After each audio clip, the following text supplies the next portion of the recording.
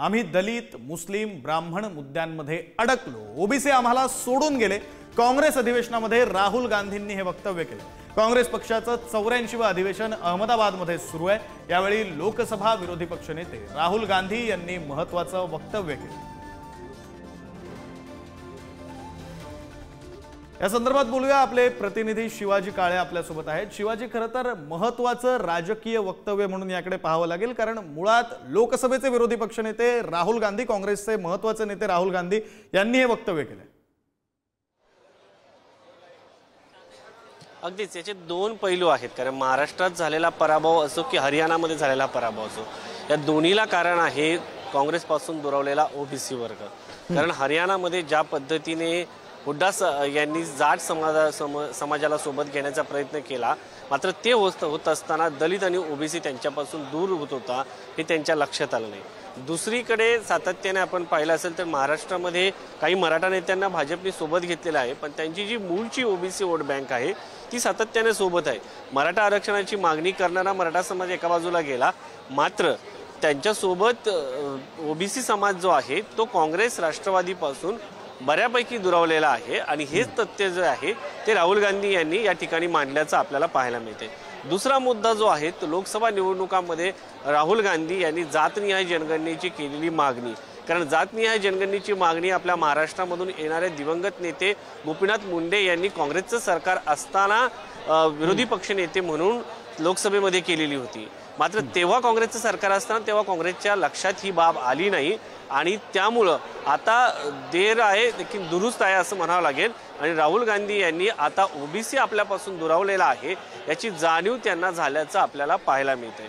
सगळ्यात महत्त्वाचं म्हणजे मंडल आयोगानंतर काँग्रेसचं जे काँग्रेसची अनेक राज्यांमधील सत्ता जी गेलेली आहे ती मंडल आयोगामुळे गेली आहे आणि मंडल आयोगामध्ये ओबीसींना आरक्षण दिलं गेलं होतं। आणि या आरक्षणामुळे जर आपण पाहिलं तर बिहारमध्ये एक वेगळं राजकारण आपल्याला पाहायला मिळालं, उत्तर प्रदेशमध्ये जे मागासवर्गीय समाज होता ते समाजवादी पक्ष, त्याचबरोबर मायावती यांचं राजकारण सुरू झालं आणि याच्यामध्ये काँग्रेस जे आहे बिहार आणि उत्तर प्रदेश या दोन्ही राज्यांमधून बॅकफुटला गेल्याचं पाहायला मिळतं। जो गायपट्टा आहे खास करून ज्या ठिकाणी उत्तर भारतीय वर्ग आहेत त्या वर्गाला भाजपने स्वतःला सोबत घेतलं आणि ओबीसीचं राजकारण एक सुरू झालं। सुरुवातीला मंडल आयोगाला विरोध करणारी भाजप होती, मात्र त्यांच्या जेव्हा लक्षात आलं की मंडल जे जाती आहेत त्या जातींना सोबत घेतलं पाहिजे, त्याच्या पुढे जाऊन आता भाजपने मंडल 2 ची अंमलबजावणी सुरू केली आहे। ज्या जातींना मंडल आयोगामध्ये सोबत घेता आलेलं नाहीये त्या जातींना देखील सोबत घेणं, म्हणजे ज्यांना राजकीय प्रतिनिधित्व मिळालेलं नाहीये मंडल आयोगामध्ये त्या जातींना देखील सोबत घेतलंय। मात्र भाजपला अद्यापर्यंत ह्या बाबी लक्षात आलेल्या नाहीये।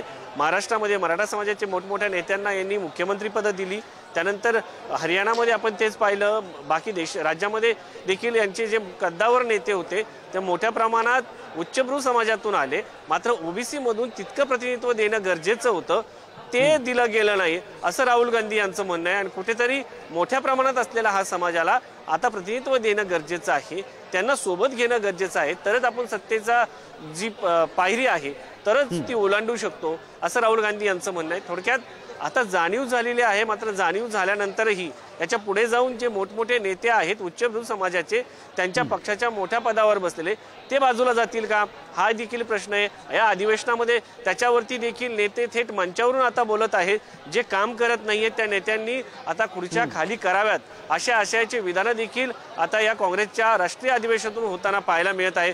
एकंदरीत पाहता जे सरदार पटेल भाजपचे मोठे नेते म्हणून दाखवले जात आहेत त्यांचा मोठा पुतळा या ठिकाणी उभारला गेला आहे, त्याची जाणीव आता पुन्हा झाली की सरदार पटेल देखील आपलेच होते याची जाणीव या अधिवेशनाच्या निमित्तानं काँग्रेसने करून द्यायची आहे। म्हणजे काँग्रेसला जाग जी येते ती उशिरा येते, जे म्हणतात काँग्रेस नेहमी थंडा करके खाओ अशी जी त्यांची रणनीती आहे तीच या ठिकाणी पाहायला मिळते। आता वर्ष होऊन गेलेले आहेत सरदार वल्लभभाई पटेल यांचा पुतळा होऊन, त्यानंतर आता त्यांना याची जाणीव झाल्याचं आपल्याला पाहायला मिळतंय। तर एकंदरीत काँग्रेसला आता हळूहळू जाग येत आहे, उशिरा का होईना शहाणपण सुचताना आपल्याला पाहायला मिळतंय। नाही, खरंय शिवाजी, तुम्ही म्हणताय त्याप्रमाणे काँग्रेसची राजकीय रणनीती बांधत असताना जातीय समीकरणं सामाजिक समीकरणं नेमकी कुठे चुकली ते आता काँग्रेसला लक्षात येते। आता पुढे ती चूक होणार नाही यासाठी काँग्रेस नेमकं काय करते त्याकडे लक्ष असू द्या। तुर्तास धन्यवाद दिलेल्या सगळ्या तपशिलांसाठी।